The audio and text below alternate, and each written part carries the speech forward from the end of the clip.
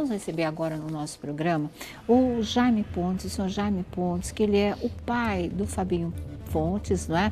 Esse ex-craque corintiano está preso, a acusação de um crime hediondo, que é estupro de vítima vulnerável. A menininha só tem, na verdade, 5 anos de idade. Ele estava no carro dos pais da menina, tomando uma carona, quando botou a menina no colo, e as coisas que ela mesma, com 5 aninhos, contou para o delegado, né, fizeram com que a acusação ganhasse corpo, na verdade. Vocês estão vendo aí o momento em que o Fábio Fontes, não é, o ex-craque do Corinthians, estava sendo transferido da delegacia onde toda a ocorrência foi registrada para o CDP, o Centro de Detenção Provisória de Pinheiros, aqui em São Paulo, onde ele se encontra aguardando aí o desenrolar da sua situação. Foi um caso que está rendendo manchetes de jornais até agora, vários comentários, né, uma revolta, uma indignação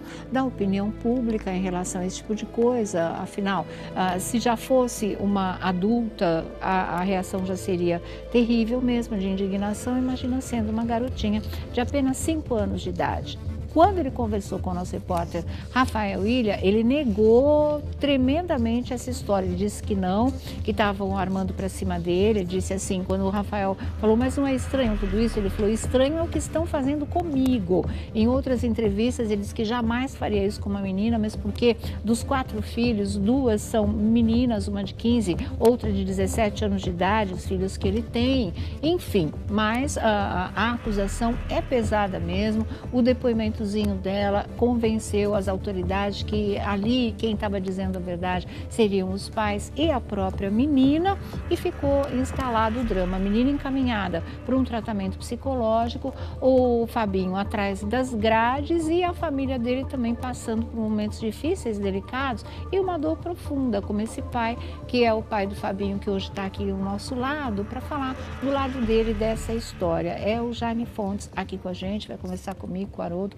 com o Lordelo, e vamos ver o que ele tem a dizer de toda essa história. Obrigada pela presença, viu, seu Jaime? Obrigado. Sei que não é fácil, mas é importante também ouvir o que o senhor tem a dizer. É seu filho, né?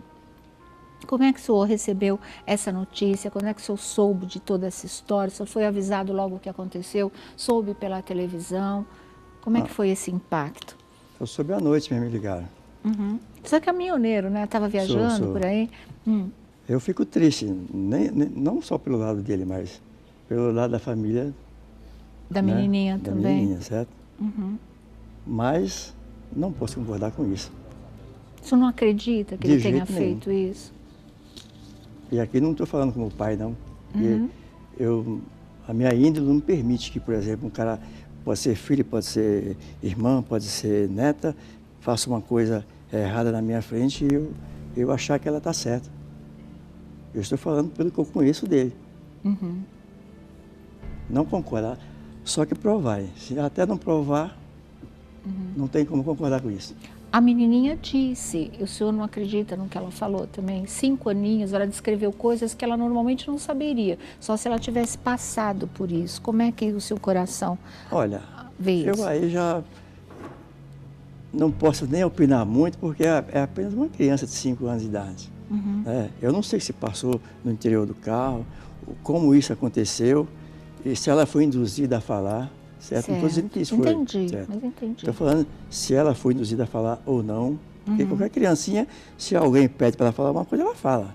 Eu não estou falando que isso é verdade, estou só falando, né? Tá, claro. Então, e como eu não estava no interior do carro, não sei o que aconteceu, o que eu sei é que eles beberam muito, né? Os 3 estavam alcoolizados, tanto o Fabinho quanto o pai rapaz, da menina, a mãe também? E a mãe, os 3 estavam muito alto.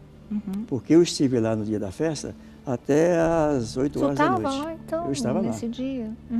Foi uma churrascada depois do jogo, foi isso mesmo? Teve uma festa do jogo, até muito boa, o jogo acabou lá para as 2h30, acho. E aí, né, aquela fraternização, todo mundo bebendo. E era 8 horas da noite, quando eu vim embora, e o Fabinho tinha que ir até São Paulo, resolver um problema particular dele. E pegou a carona com esse rapaz, né? Por sinal, joga com ele também lá de vez em quando. São amigos São mesmo, amigos, eram né? amigos, na verdade. E eu acho uma boa pessoa também. Sou amigo dele também. Sim. Agora, nessa bebedeira toda aí, eu não posso afirmar realmente como tudo isso aconteceu. Mas o senhor não acredita Não, de eu maneira só alguma que seu posso- filho tenha feito uma coisa dessa? Eu só posso admitir que houve um grande engano ali no interior do carro. Ó. Como e por quê? O senhor falou que o senhor conhecia, aliás, o senhor conhece Conheço, o Pai da casal menininha. conheço. que estava na frente. A esposa dele eu conheço de vista, Mas mas o ele rapaz o senhor conhece. não. Conheço. É uma pessoa idônea? Olha, eu conheço ele como futebolista, joga futebol. Sim, mas assim, no primeiro momento, uma Não, pessoa olhando para ele e séria. conversando com ele, me parece uma boa pessoa. Porque, veja bem, a acusação é muito pesada e ele diz que ele chegou a tocar no membro do seu filho, ou seja, que o órgão estava exposto. Não é uma situação muito pesada para, de repente, simplesmente ele inventar, e ainda mais sendo um amigo do seu filho, e o senhor viu pelas imagens aí, olha a raiva Que ele bateu que ele muito, né? estava. Como é que fica isso para o senhor, essa afirmação de que ele presenciou que o seu filho estava com a calça aberta, com o genital para fora, e ele, pai da menina, chegou a tocar? Olha, eu só posso entender como um grande equívoco. Não estou aqui para defender o Fabinho, não. Eu acabei de falar agora há pouco aqui. Se o Eu senhor estou falando- acreditasse nisso, o senhor tomaria o lado da família da menina, é isso? Exatamente. Eu estou falando pela índole do Fabinho. Pela forma que o Fabinho foi criado, como a forma que a minha família é tratada. Entendeu? E tiveram uma formação, eu considero para os padrões de hoje, que a maioria dos jovens não respeita ninguém, Olha, são até fotos acima da família, até acima né? da média, a minha neta. Certo? E Aí eu o não senhor, acredito o numa história dessa. Fabinho, os netos, é Porque isso? até pela família que ele tem, ele não magoaria a família.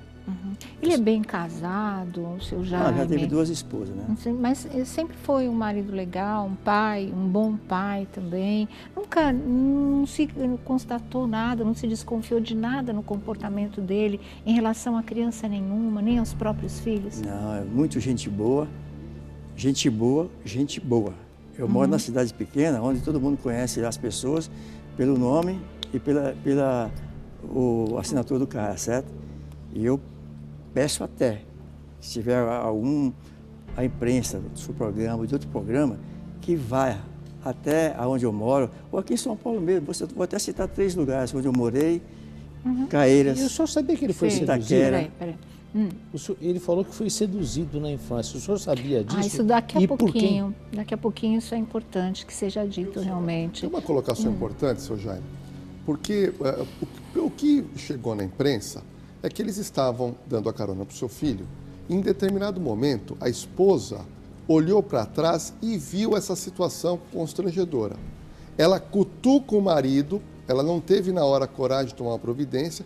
O marido olha, fica super nervoso, para o carro e começa a agredir o seu filho. O senhor não achou estranho que o seu filho ficou muito passivo, ou seja, ele foi agredido? Quando ele é entrevistado pela mídia, ele fica numa situação assim muito passiva, porque eu fico imaginando um homem receber uma acusação injusta, geralmente nós teríamos um outro tipo de reação e de inconformismo. E o seu filho me dá a impressão que ele fica muito passivo, dizendo, não, eu vou provar a minha inocência, mas ele não se mostra assim inconformado com algo tão grave que o levou à cadeia. Olha, eu acho que essa é a maneira dele.